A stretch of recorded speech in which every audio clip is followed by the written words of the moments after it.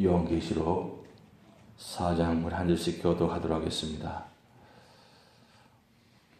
이 일 후에 내가 보니 하늘에 열린 문이 있는데 내가 들은 바 처음에 내게 말하던 나팔 소리 같은 그 음성이 이르되 이리로 올라오라. 이후에 마땅히 일어날 일들을 내가 내게 보이리라 하시더라.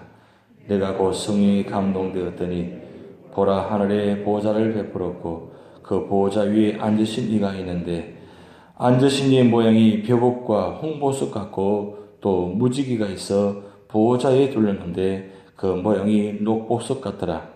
또 보좌에 둘러 24 보좌들이 있고 그 보좌들 위에 24 장로들이 흰 옷을 입고 머리에 금관을 쓰고 앉았더라. 보좌로부터 번개와 음성과 우레소리가 나고 보좌 앞에 큰 등불 7이 있으니 이는 하나님의 7영이라. 보좌 앞에 수정과 같은 유리 바다가 있고 보좌 가운데와 보좌 주위에 4 성문이 있는데 앞뒤에 눈들이 가득하더라. 그 첫째 성문은 사자 같고 그 둘째 성문은 송아지 같고 그 셋째 성문은 얼굴이 사람 같고 그 넷째 성문은 날아가는 독수리 같은데 4 성문은 각각 6 날개를 가졌고 그 안과 주위에는 눈들이 가득하더라. 그들이 밤낮 쉬지 않고 이르기를 거룩하다 거룩하다 거룩하다 주 하나님 곧 전능하신 이여 전에도 계셨고 이제도 계시고 장차 오실 이시라 하고 그 생물들이 보좌에 앉아서 세세토록 살아계신 이에게 영광과 존귀와 감사를 돌릴 때에 24 장로들이 보좌에 앉으신 이 앞에 엎드려 세세토록 살아계신 이에게 경배하고 자기 관을 보좌 앞에 드리며 이르되 합독하시겠습니다. 우리 주 하나님이여 영광과 존귀와 권능을 받으시는 것이 합당하오니 주께서 만물을 지으신지라. 만물이 주의 뜻대로 있었고 또 지으심을 받았나이다 하더라. 아멘. 요한계시록의 1장에 보면 이 계시 말씀을 읽는 자, 듣는 자, 지키는 자가 복이 있다고 했습니다. 오늘 요한계시록 4장은 그 하나님의 나라의 장면을 지금 보여주고 있습니다. 읽어보시니까 너무 환상적이고 너무 위대해서 도저히 상상이 안 가는 말씀인 것 같죠. 그런데 딱 읽어보니까 어떻습니까? 하여튼 화려하고 대단하고 우리 인간의 말로는 도저히 표현할 수 없는 그런 놀라운 장면을 지금 보여주고 있습니다. 지금 하나님께서는 이 사도 요한을 2장 3장에는 7교의 장면을 땅에서 보여주시고 그리고 오늘 4장은 특별히 사도 요한을 하늘로 올라가게 만들어서 그 하늘의 장면을 지금 보여주시고 계십니다.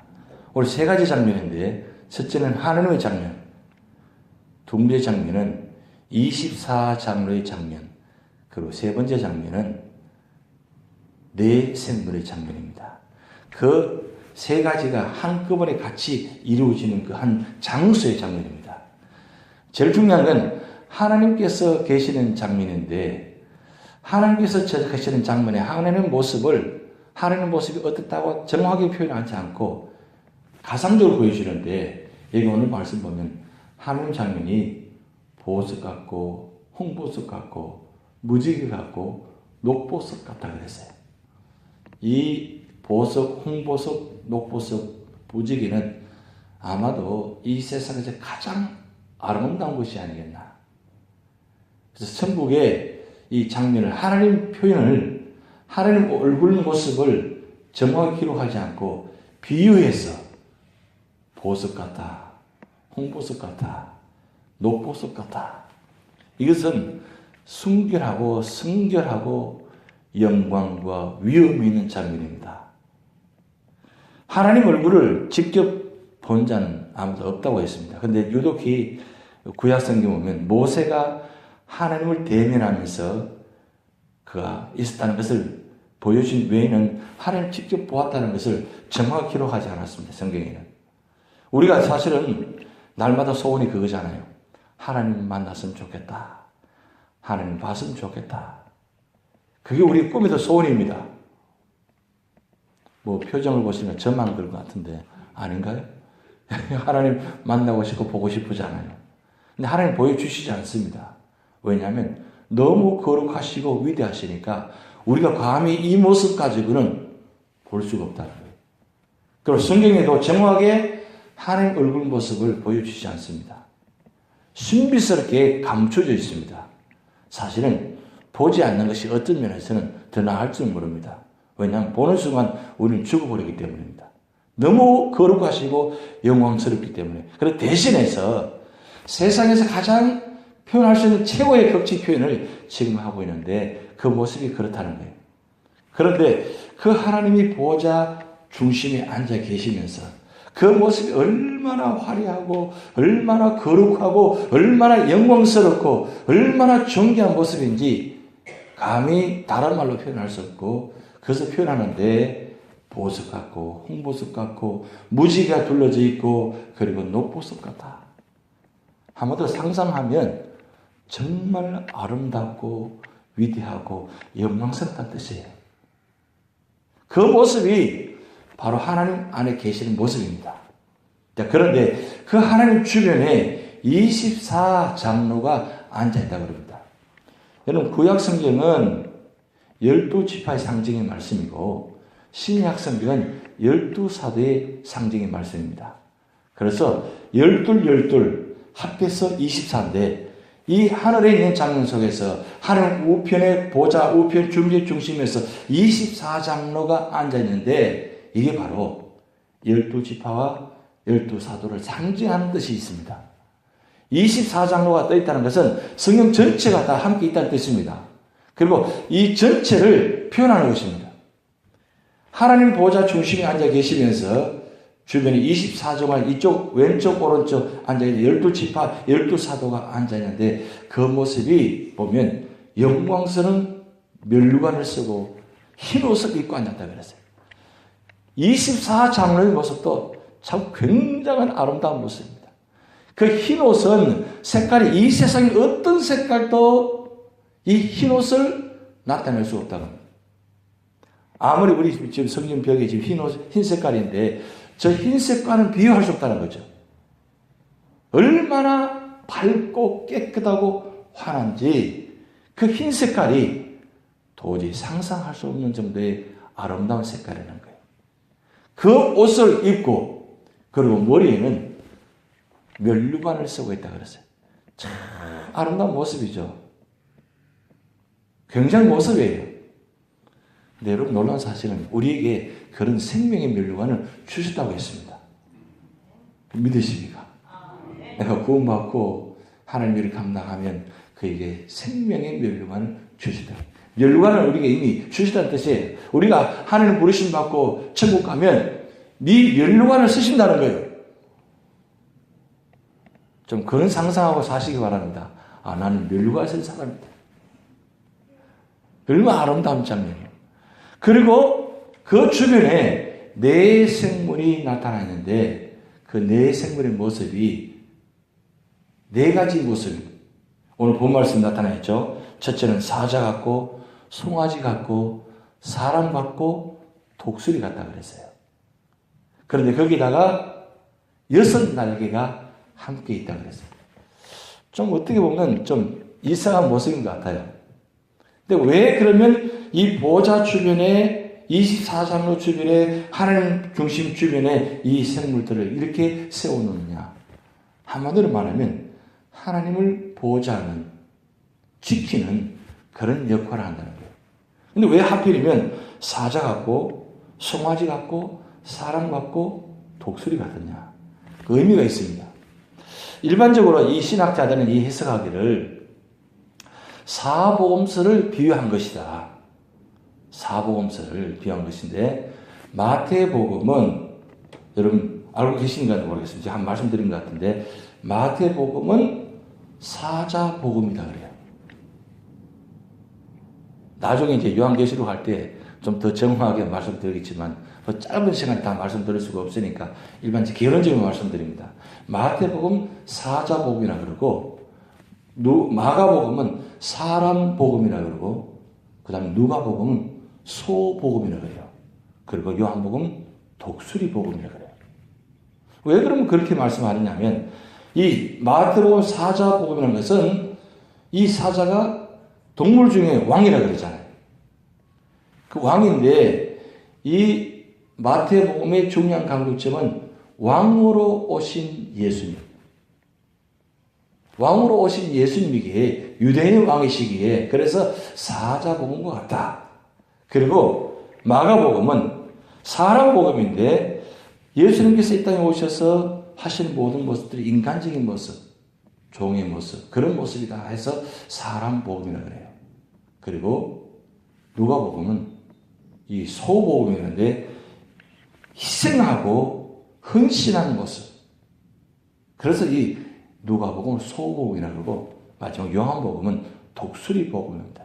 이 독수리가 지상에서 가장 높이 올라가는 새입니다. 그래서 영광, 종말, 그 다음 최고의 것인 예수 그리스도, 이 상징성을 강조하기 때문에 요한복음은 독수리 복음이라고 합니다. 그것을 이 비유해서 이 네 생물을 보여주지 않겠나, 그렇게 신학자들이 해석하고 있습니다. 근데 중요한 것은 이 네 생물의 모습이, 가장 중요한 것은 하나님을 보좌하고 이 세상 모든 피조물들을 상징적으로 보여주는 모습이다. 근데 왜 그러면 이 상징적인 모습을 이 하늘에 보여주시느냐? 결국은 이 피조물들이 하는 일이 뭐냐? 하나님께 영광을 올려드리는 거예요. 그래서 이 네 생물이 오늘 8절 말씀 보면 에스겔서 1장 10절 말씀을 인용해가지고 기록했는데, 이 네 생물이 하는 일이 뭐냐면 밤낮 쉬지 않고 찬양하고 있어요. 밤낮 쉬지 않고 찬양하는데 세 가지 찬양합니다. 첫째는 하나님은 거룩하신 분이다. 그리고 두 번째는 하나님은 전능하신 분이다. 그리고 세 번째는 하나님은 영원하신 분이다. 이 세 가지 가사의 내용을 가지고 거룩하다, 거룩하다, 거룩하다, 거룩하다. 하나님은 전능하신 분이다. 이 우주 만물을 창조하시면서 세상을 다스리는 전능하신 분이다. 그리고 이분은, 하나님은 영원전에 계시고 지금도 계시고 앞으로도 영원토록 계실 분이다. 그 가사의 내용을 가지고 밤낮 쉬지 않고 찬양합니다.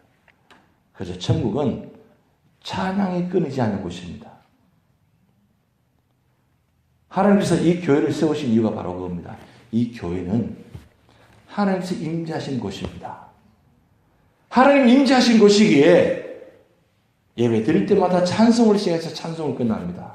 언제나 찬송이 끊임없이 이루어지는 것이 교회입니다. 교회가 찬송 소리가 끊어지면 그 교회는 죽은 교회가 됩니다. 그래서 부흥하는 교회는, 성장하는 교회는 찬양이 뜨겁게 살아있는 교회입니다. 왜 그렇게 찬송을 많이 부르냐고요? 뭐 한 곡만 부르지 꼭 두세 곡 부르고 힘들게 하느냐고. 왜 그렇게 찬송을 많이 부르십니까? 우리 인간을 위해서, 우리가 은혜 받기 위해서 찬송 부르는 거예요? 절대 아닙니다. 찬송을 많이 부르는 이유는 하나님께 영광을 드리기 위해서 찬송 부르는 거예요. 찬송을 하나님께 영광 돌리면 하나님께 찬송하는 가운데서 임재하셔서 그 찬양을 받으시고 우리에게 은혜를 주시는 거예요. 그래서 은혜 받고 싶으시면 찬송 많이 부르셔야 돼요. 부르시는데 그냥 적당히 부르시지 말고 뜨겁게 부르셔야 돼요. 왜냐? 찬송 가사가 세 가지입니다. 하나님은 거룩하신 분입니다. 하나님은 전능하신 분입니다. 하나님은 영원토록 살아계신 분입니다. 그 하나님 나의 하나님이십니다. 그 관점으로 찬양드리는 거예요. 오늘 오랜만에 찬송, 천국 찬송 부르니까 평소에 안 부르시다 부르니까 참 힘드시죠? 1년에 한 번 부를까 말까 하는 그런 찬송입니다. 제가 앞으로 좀 이 천국 찬송을 좀 많이 부르려고 합니다. 우리가 천국을 사모하고 천국의 그런 임재를 체험하고 그런 소원하는데 천국 찬송을 안 불러요. 맨날 죽겠다는 찬송을 부르죠. 여러분, 그런데 찬송의 가사도 슬픈 가사가 있고 기쁜 찬송이 다 있습니다. 그런데 중요한 것은 가사가 그렇지 사실은 모든 찬송은 다 영광의 찬송입니다. 그래서 십자가 보혈의 찬송도 기쁨의 찬양이에요. 죽음의 장송 같은 찬송도 천국의 찬송이에요. 그래서 찬송한 모든 찬송은 다 영광스러운 찬양이에요. 슬프지만 기쁨의 찬송이에요. 괴롭지만 기쁨의 찬양이에요. 그래서 모든 찬송 기쁘게 부르셔야 돼요. 비록 찬송 부르는데 슬픔이 있고 아픔이 있고 고통이 있어서 그것을 표현하는 찬송 가사도 있지만 사실은 그 가사가 고난과 역경과 아픔이 있는 찬송이지만 결국은 마지막은 뭐냐? 하나님의 영광이에요. 이 고난 가운데도 하나님 은혜 주셔서 감사합니다. 찬송 올려드리는 거예요. 그래서 적어도 하루에 3곡 이상은 부르어야 된다 그래요. 3곡 이상은 불러야 그게 바로 참된 성도라 그래요. 그래도 그나마 새벽기도 나오시니까 찬송을 한 곡 부르잖아요. 근데 새벽기도도 안 나오면 어떻습니까? 한 곡도 부르지 않고 하루를 지나갑니다. 이제 오늘 여러분들은 2곡은 부르셔야 돼요. 앞으로 3곡 정도는 불러야 그게 진정한 믿음의 성도라고 이야기합니다. 아니 더 많이 부르셔야 돼요. 왜요? 그 하나님이 나의 하나님이세요. 지금 하나님 보좌 우편에 계시면서 지금 우리 예수님께서 그 우리의 기도를 들으시고 응답하셔서 하나님께 상달해 주시고 성령께서 우리와 함께 계셔서 우리와 내주와 계시면서 우리를 인도하시고 얼마나 놀라운 역사입니까? 삼위 하나님이 우리와 함께 계시다는 이 놀라운 축복, 그리고 천국의 소망을 보여주시면서 하나님이 지금 들으신다는 사실, 그걸 바라보면서 찬송을 끊임없이 부르야 되는 거예요. 찬송 부르시면 하나님 만나는 임재의 체험을 할 수 있다는 사실입니다.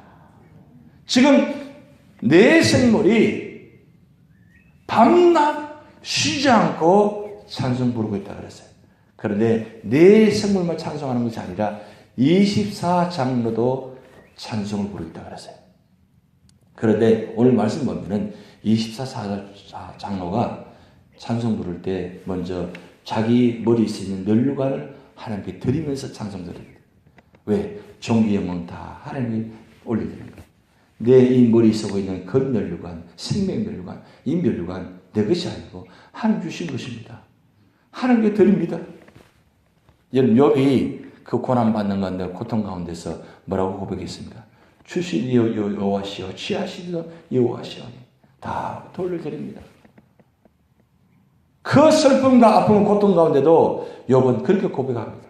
이 모든 것 주신 것 다 하나님 것입니다. 하나님 주시기에 내가 받았습니다. 가져가신 것 하나님 내 것이 아니기에 가져가셔도 상관없습니다. 원래 빈손이었습니다. 아무것도 없었습니다. 그래서 잠시 동안 주셨기에 내가 누렸고 감사했습니다. 은혜 받았습니다. 여러분 그런 믿음의 신앙이 필요합니다.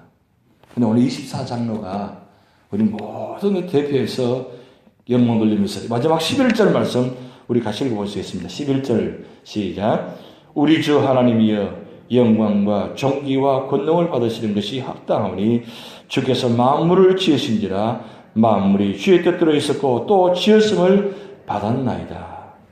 24장로가 하나님께 찬양을 올려드리는데 여호와 주시여 하나님을 찬양합니다. 하나님 하나님 되심을 찬양하는 거예요. 그리고 하나님 찬양하심이 받으심이 마땅합니다. 합당하십니다. 그러면서 하나님의 창조주 되심을 찬양하는 겁니다. 그래서 천국은 누구든지 다 피조물들은 하나님의 찬양되는 곳입니다. 중요한 것은 이 천국에 있는 장면을 보여주시는데 하나님 주변의 모든 것을 다 하는 일이 시작부터 끝까지 오로지 찬양밖에 없었다는 거예요. 찬송을 마음껏 부르고 싶으시죠? 천국 가시면 됩니다. 그런데 천국 부르셔야 가죠. 그럼 어떻게 해야 돼요?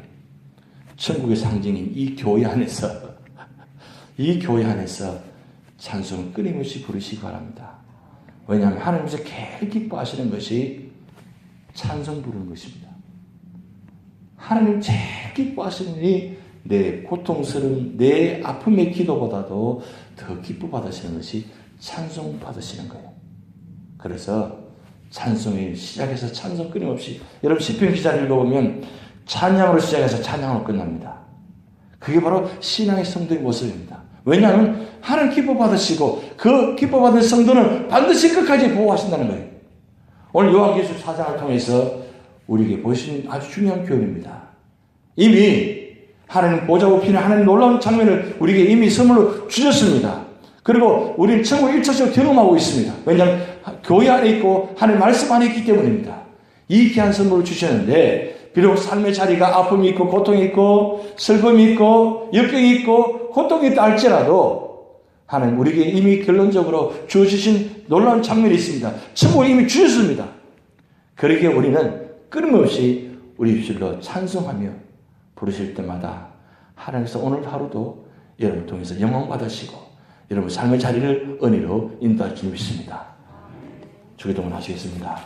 하늘에 계신 우리 아버지여, 이름이 거룩히 여김 받으시오며 나라의 임하옵시며 뜻이 하늘에서 이룬 것 같이 땅에서도 이루어지이다.